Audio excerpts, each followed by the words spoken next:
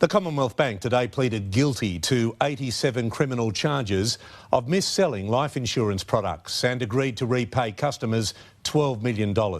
Nine's finance editor Ross Greenwood joins me from Pyrmont. Ross, CommBank is facing fines of more than $1 million.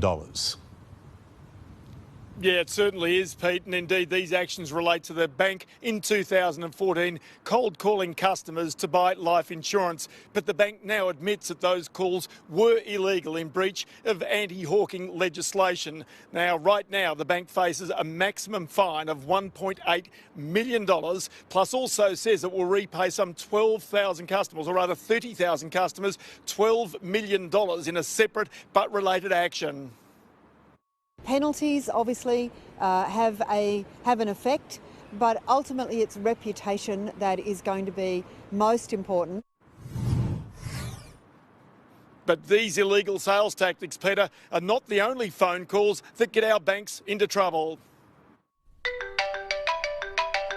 It's the call you dread if you owe money, the debt collector on the line. Penalties obviously have an effect, but ultimately it's reputation that is going to be most important. Banks sell your bad debts to collection agencies who in turn chase you for the money, sometimes into bankruptcy. But horror stories, including in the Banking Royal Commission, have prompted a rethink. Banks accept that when they sell the debt to a debt collector, that does not extinguish their responsibility for their customer. Today, banks agreed to a series of measures: that you must be proactively contacted before your debt is sold, that a debt can't be sold if it's in dispute, and you can't be sent bankrupt without a bank review. These new rules mean that banks will have to take much greater care with vulnerable customers before they sell the debt. Debt purchasers, if you like, do the dirty work for them. They're the ones engaging in legal action. They're the ones taking bankruptcy steps. 4 years ago, big banks sent 148 people bankrupt.